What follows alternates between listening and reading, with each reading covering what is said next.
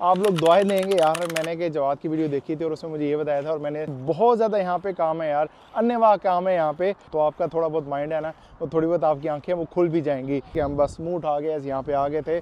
और मैं आप लोगों को यही कहूँगा कि भाई साहब कोई ना कोई स्किल ज़रूर लेके आएँ, ज़रूर लेके आएँ, आपको इसका बहुत ज़्यादा फ़ायदा होगा।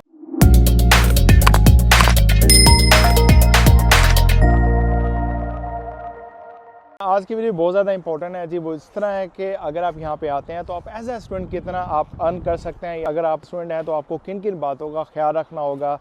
तो बहुत ज़्यादा इंपॉर्टेंट चीज़ें आज की वीडियो में डिस्कस की जा रही हैं। तो आप लोग भी कोई ऐसी इन्फॉर्मेटिव वीडियो देखना चाहते हैं, आपके माइंड में कोई टॉपिक है, तो अभी वीडियो को पॉज करके कमेंट्स में बताएं और नेक्स्ट जो वीडियो होगी आपके टॉपिक पे भी बनाई जाएगी और नेक्स्ट वीडियो आपके नाम पे भी हो सकती है।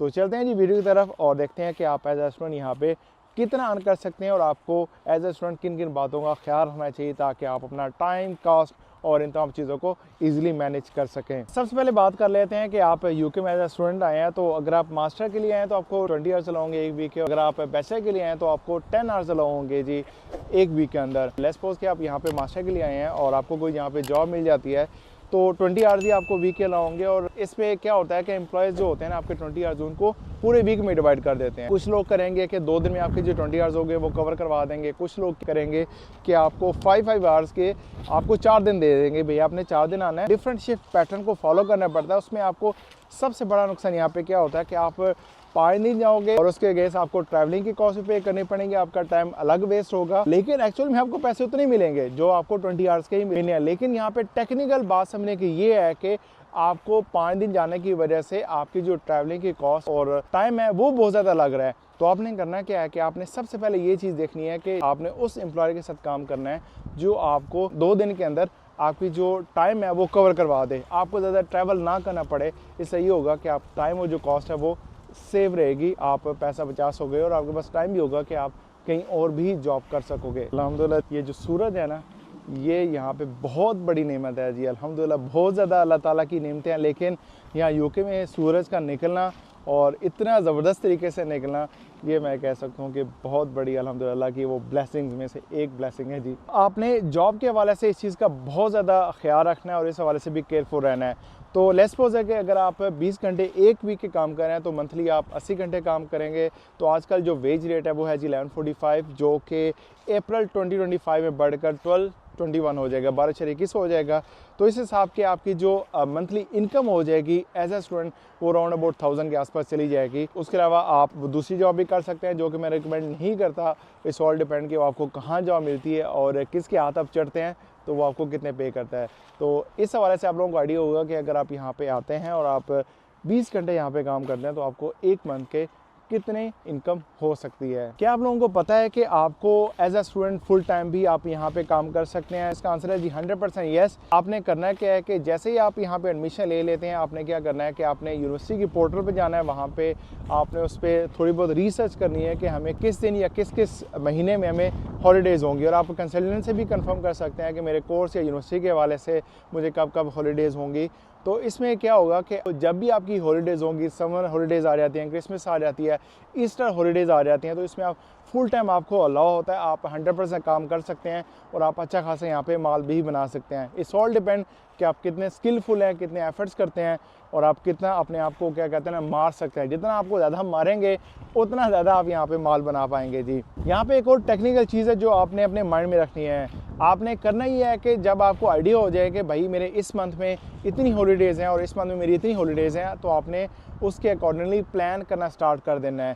प्लान ये करना है कि भाई अपने आप जॉब देखनी है कि इस महीने में कौन सी कंपनी को एम्प्लॉइज़ वगैरह चाहिए होते हैं। लाइक क्रिसमस है, उसमें मोस्टली क्या होता है कि वहाँ पे बहुत ज़्यादा स्टाफ चाहिए होता है। तो आप इसमें देख सकते हैं कि कौन कौन से इवेंट्स है। अगर आप सिक्योरिटी में है तो आप देख सकते हैं कि कौन कौन सी कंपनीज़ को इस ड्यूरिंग स्पेसिफिक टाइम में इतने एम्प्लॉयज़ चाहिए होते हैं। तो आपने वर्कआउट किया हो। ये ना हो कि सपोज के कल आपकी हॉलीडे स्टार्ट हो रही हैं तो आप ये कहें कि यार मेरी तो कल से हॉलीडेज़ हैं तो मैं फुल टाइम काम कर सकता हूँ, चलें जॉब ढूंढते हैं। ऐसा पॉसिबल नहीं होता भाई। आप क्या करोगे कि 8-10 दिन आप जॉब ढूंढने में लगा दोगे, बाकी जो है ना 8-10 दिन वो काम करोगे, तो इससे क्या होगा कि आपका जो मोटिव होगा वो अचीव नहीं होगा जी, पैसों वाला। तो आपने करना क्या है कि अपनी तमाम चीज़ों को प्री प्लान करना है और उस हवाले से उसको अभी इम्प्लीमेंट भी करना है। अगर आप प्लानिंग के बगैर यहाँ पे चलेंगे तो वो क्या कहते हैं ना, वो आप हाथी के साथ लटके रहेंगे और आपका कोई भी काम सीधा नहीं होने वाला है।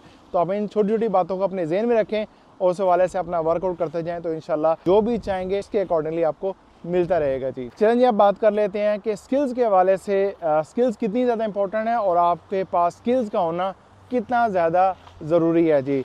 सबसे पहले देख लेते हैं कि अगर आप एज ए स्टूडेंट यहाँ पे आ रहे हैं और आप बिल्कुल फ्रेश ही हैं कि आप वैसे मुँह उठा के यहाँ पे आ गए हैं, तो आप बहुत ज़्यादा सफ़र करेंगे। जॉब ना मिलने का भी सबसे बड़ी वजह यही होती है कि आपके पास कुछ स्किल नहीं होती है, आप डिग्री लेके आ जाते हैं और आपको प्रैक्टिकली कुछ भी नहीं आता होता। तो इसमें क्या होगा कि आप उसमें ज़रूर सफ़र करेंगे और मैं ये कहूँगा कि आपका सफ़र करना बनता भी है, क्योंकि आपने अपना टाइम वेस्ट किया होता है, आपने अपना जो टाइम है वो सही डायरेक्शन में नहीं लगाया होता। मैंने अपनी तकरीबन हर वीडियो में यही कहता हूँ कि यार जितने भी स्टूडेंट आ रहे हैं, मैंने अगर मिस्टेक किया ना, मैं आप लोगों को बता दूँ कि यार आपने ये मिस्टेक्स नहीं करनी।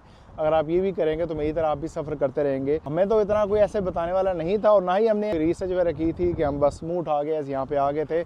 और मैं आप लोगों को यही कहूँगा कि भाई साहब कोई ना कोई स्किल ज़रूर लेके आएँ, आपको इसका बहुत ज़्यादा फ़ायदा होगा। चलें, अगर आपको समझ नहीं आ रही मेरी बात, तो भी मैं स्किल्स बताता हूँ और स्किल के अगेंस्ट आपको मैं पे ही बताता हूँ कि अगर आपके पास ये स्किल होगी तो उसके अगेंस्ट आपको कितना पे किया जाएगा। तो आपका थोड़ा बहुत माइंड है ना, वो थोड़ी बहुत आपकी आंखें वो खुल भी जाएंगी। तो सबसे पहले बात कर लेते हैं, अगर आप बार्बर का काम सीख के आते हैं तो बहुत ज़्यादा यहाँ पे काम है यार, अन्यवाह काम है यहाँ पे।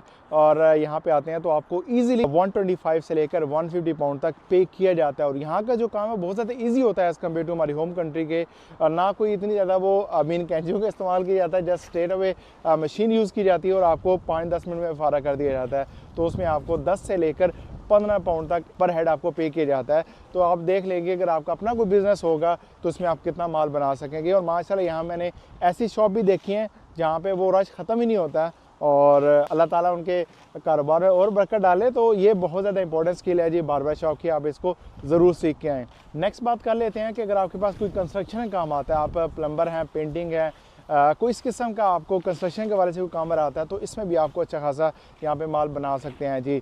यहाँ पे भी जो नॉर्मल एवरेज जो पे रेट है इस हवाले से, वो अभी तकरीबन 120 से लेकर 130 पाउंड आपको इजीली पे किया जाता है अगर आपको कंस्ट्रक्शन का काम वगैरह भी आता है। तो अगर हम बात करें जी शेफ़ की, अगर आप यहाँ पे आते हैं और आपको शेफ़ का काम आता है, आप अपना खाना खुद बना सकेंगे, आपको बाहर से खाना नहीं पड़ेगा, आपकी जो कॉस्ट होगी वो सेव हो जाएगी।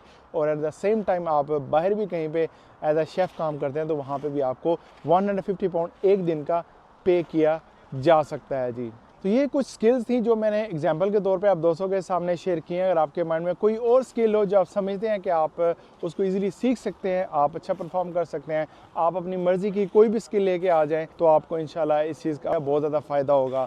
और आपको किसी हवाले से आप लोग दुआएं लेंगे, यार मैंने कि जवाद की वीडियो देखी थी और उसमें मुझे ये बताया था और मैंने थैंक गॉड वो स्किल सीख ली और उसका मुझे बहुत ज़्यादा फ़ायदा मिला। इन्फॉर्मेशन शेयर करने का मकसद यही होता है कि जो हमने चीज़ें एक्सपीरियंस किए हैं, जो हमने मिस्टेक्स किए हैं, एटलीस्ट हम वीडियोज़ के थ्रू आप लोगों तक पहुँचा सकें। मैं ये कहता हूँ कि अगर मेरी वीडियोज़ इन्फॉर्मेटिव लगती हैं तो आप अपने दोस्तों के साथ भी शेयर ज़रूर किया करें।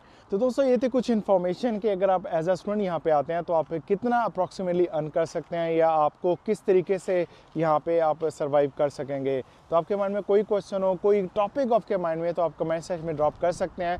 और इसके अलावा अगर आप इंस्टाग्राम मुझे फॉलो नहीं किया तो इंस्टाग्राम पे मुझे फॉलो कर लें। मिलते हैं एक नई इन्फॉर्मेटिव वीडियो के साथ। Bye for now.